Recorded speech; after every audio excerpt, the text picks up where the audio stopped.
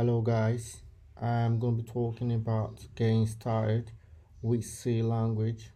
I'm going to be explaining um, the foundation of C language. So first of all, um, I talk about language, and this this is machine code.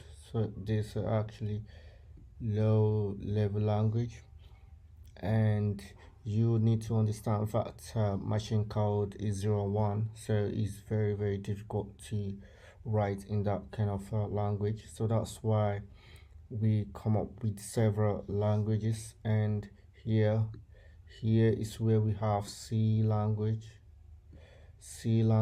and C plus plus. So it's very, you guys can see that it's very close to machine code, and this is the step. So it's very close to machine code. So that's why C language is very important. It's very important because it's very fast, because you're not very far from machine code, so it can easily be converted to machine code and be executed. And here we have high level language and high level language. They are somehow far from machine language.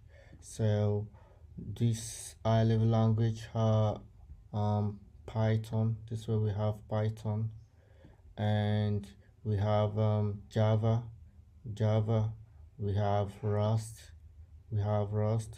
and we have C sharp. And this C sharp, C sharp is another language. So we have so many high level languages, and most people, they like to go with high level language because they are very easy, and they're kind of closer to human language, which is English, so it's closer. And so when we talk about machine code, and machine code is very difficult, which means once you start, getting far from machine code, things become easier. And that's why most people, they like high level language. But this high level language needs to be broken down into many pieces before you can actually get to machine code. So that's why it's somehow slow, but high level language is very productive because it's, you can actually write faster, you can write your code faster, and you can do a lot of things easier. And unlike middle level language, and middle level language, which is C programming language, it teaches you how computer actually works. But middle level language, which is C, we use C for operating system, so it's very important. The reason why we use C is because there are some places where you need high performance, you need faster operation, and that's where we use C, because C is very fast since it's very close to machine code. So we use C. Let's say you're writing application, and you need there are some parts that you want to be very fast. So let's say login. So you want, when people log in your application, you don't want it to be loading and all that. You want fast application. Or let's say when people try to, let's say for your bank application, when people make a transfer of money and you want fast transaction, that's where you need C. So that's how important C is, and in fact, C is actually the foundation of all the languages. So C is the foundation of all the languages. So all the languages, they are built on knowledge of C language. That's why C language is very important. And if you want to actually know how computer works, memory management, optimization, you need to learn C. And for me, I always tell people to learn C first, even though it's very hard, but it's better to learn C first, because once you understand C language, all the languages become easier. Because other languages, like high level language, they actually hide mistakes. So most of the things that computer actually do that you don't know, they hide it from you, so you don't know how it works. You just only know how to type, how to write code and all that, how to write Python and Java, but you don't know what is actually going on. So if you want to know what is actually going on, it's better to learn C language.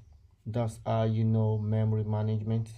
That's how you understand memory leaks, and that's how you understand optimization, because it's about managing memory.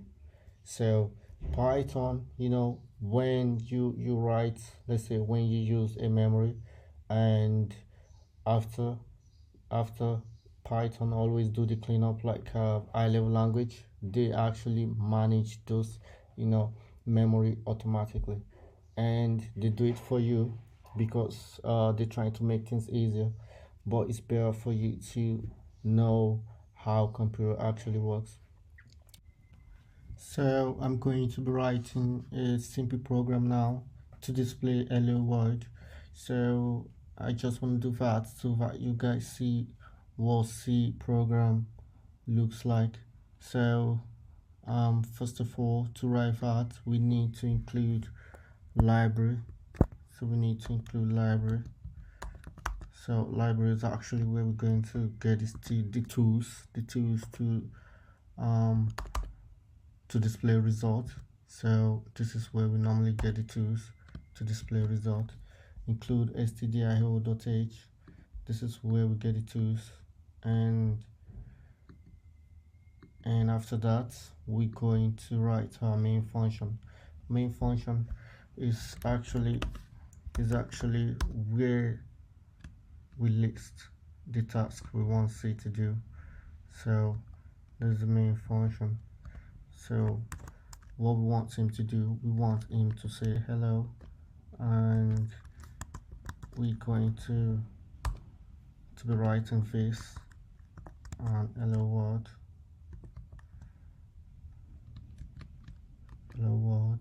and we have to include semicolon, because each time you write a statement in main function or in any function, you have to include semicolon and print hello, and that's all we want him to do, and return 0. So don't worry, I'm going to be explaining the structure of C program in my next video. So we're going to be talking more about this. I just want to make this so that we can know how C program actually looks like. So this return 0, it actually means this is what we know, this is what we used to know if this program actually runs successfully. So we actually communicate with the operating system. So when this runs successfully, it's going to return 0. So if it does not return 0, that means the program did not run successfully. So that's why we use return 0. And we're going to be copying this, and I'm going to be running this in my VS Code, and we're going to be trying the code and see if it's going to work. So first of all, I need to open a new test file. So new test file. Yeah, so I'm going to be putting that code here. This is the code. And we're going to be running that. So let's run this code and see if it's going to work. So you guys see that it works. So this is the result. It says hello world. That's what it says. So let me, so that you guys can see this. So this is it. So it says hello world. So which means this program runs successfully. That's how we write C program. And in my next video, I'm going to talk more. We're going to talk about structure of C language, and we're going to start gradually, and in future we're going to be writing a more complex program together. Please guys, if you find this informative, please subscribe to this channel and like this video. Thank you.